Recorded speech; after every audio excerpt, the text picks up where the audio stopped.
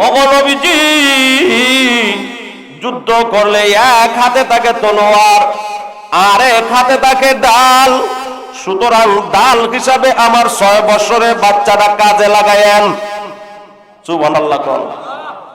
এমন কথা গিয়া বলার পরে নবীজি কোনো উত্তরে দেয় না।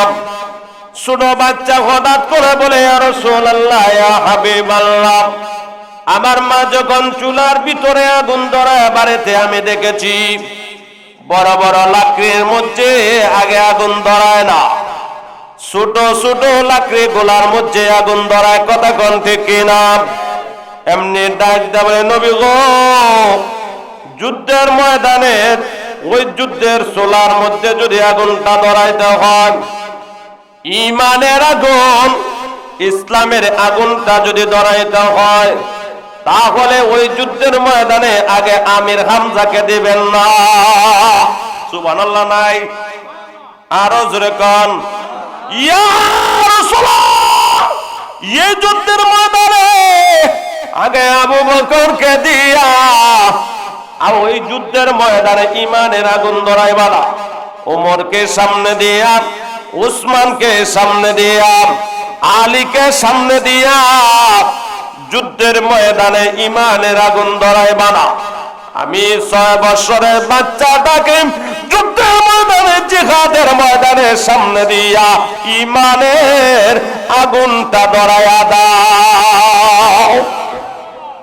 এমন কথা বলার পরে সাথে সাথে জিবরাইল আলাইহিস সালাতু ওয়াস সালাম এসে বলেন, ইয়া রাসূলুল্লাহ, ইয়া হাবিবাল্লাহ, দিনের নবী, মায়ার নবী, রাহমাতুল লিল আলামিন, ওই শিশু বাচ্চাটাকে যুদ্ধের ময়দানে নেন আর না নেন, মহান আল্লাহ কিন্তু আরশ মহল্লার মধ্যে, লৌহে মাহফুজের মধ্যে আল্লাহ মুজাহিদদের খাতায় আজকে যুদ্ধের ময়দানে যত মুজাহিদ আছে তাদের নাম তো উঠাইছে, 6 বছরের বাচ্চার নামটাও উঠাইছে।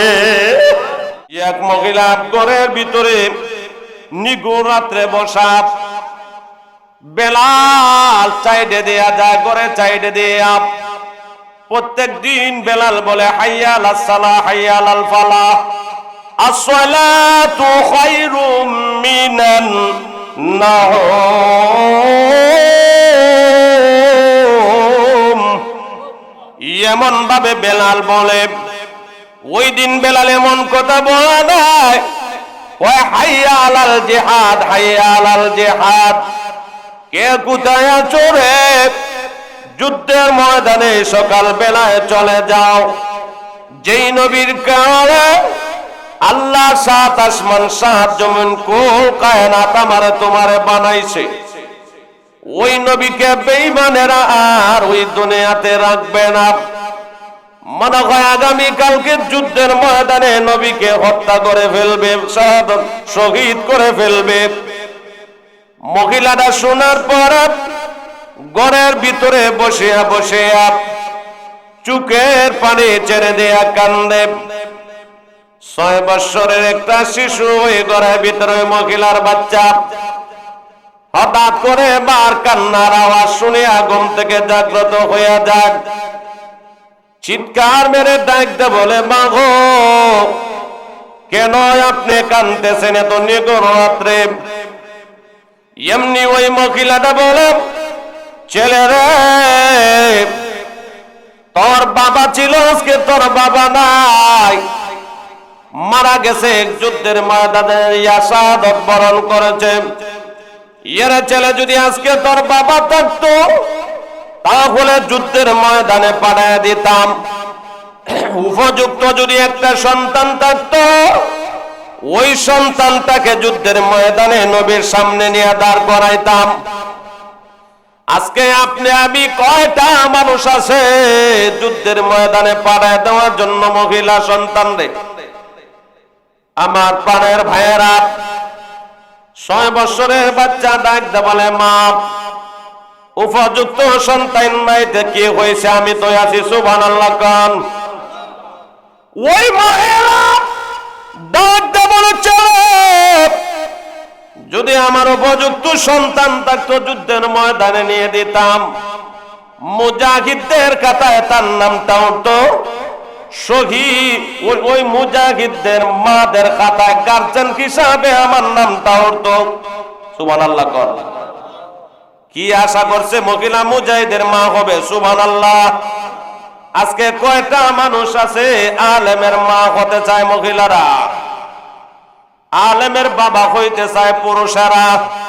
ও আমার ইডা দরকার, ইডা কথা ঠিক কিনা? আমার পানের ভাইয়েরা, ওই মহিলা যখন এমন কথা বলল, 6 বছরের বাচ্চা ডাক দে বলে, মা গো, ও মা, চিন্তা করার কারণ নাই। মুজাহিদদের গার্জেন যারার বাবা নাই মা, সুতরাং মাদের খাতায় ওই মহিলাদের নাম উঠবে। এর মধ্যে আপনার নামটাও আমি আগামী কালকে মাদের খাতায় উঠাইব। আরো জোরে কান সুবহানাল্লাহ। কেমনে উঠাইবা? মা গো, সকাল বেলা যুদ্ধের ময়দানে যাইয়া কমান্ডারের হাতে সুপুর্দ করে দিবা আমাকে, আর বলবা যুদ্ধের ময়দানে কোনো একটা কাজে লাগায় দিতে। কি মহব্বত নবীকে দিয়েছিল, আর ইসলাম দিয়েছিল, ধর্ম দিয়েছিল, কেমন মহব্বত একটু চিন্তা করেন। এমনি মহিলাটা সকাল বেলায় ওই 6 বছরের বাচ্চাটা নিয়ে যুদ্ধের ময়দানে কিনারায় দাঁড়িয়ে রয়েছে।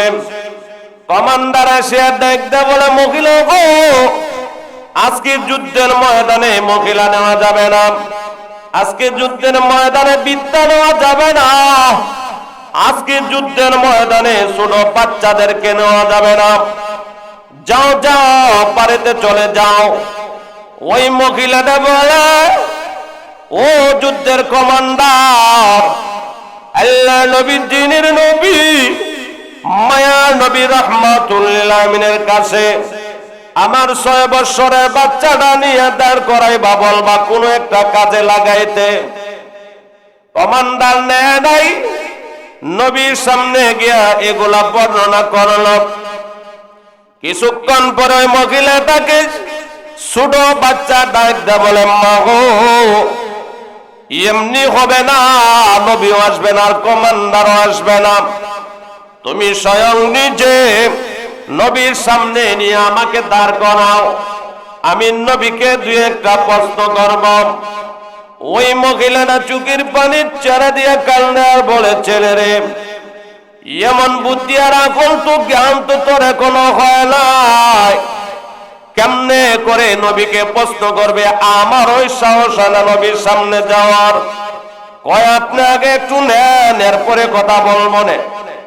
নবীর সামনে নিয়ে দাঁড় করাইলো, আর বলল, মহিলাটা ডাকতে বলে, ইয়া রাসূলুল্লাহ, ইয়া হাবিবাল্লাহ, ওগো নবীজি,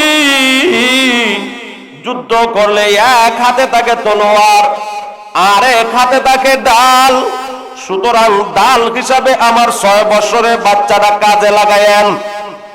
সুবহানাল্লাহ। এমন কথা গিয়া বলার পরে নবীজি কোনো উত্তরে দেয় না।